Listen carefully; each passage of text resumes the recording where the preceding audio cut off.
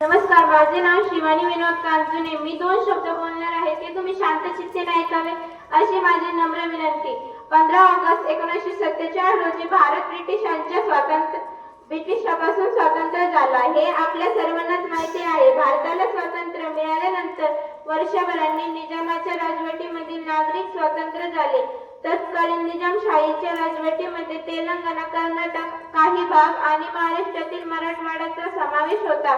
निजामशाहीच्या राजवटीतून Marathwada 17 September 1948 रोजी स्वतंत्र झाला. तेव्हापासून 17 सप्टेंबर हा दिवस मराठवाडा मुक्ती दिन म्हणून साजरा केला जातो.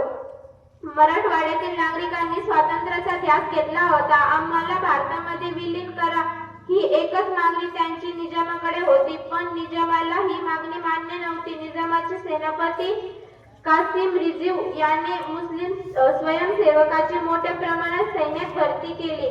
त्याने उभारलेले सैन्य हे रझाकीन म्हणून ओळखले जात असे.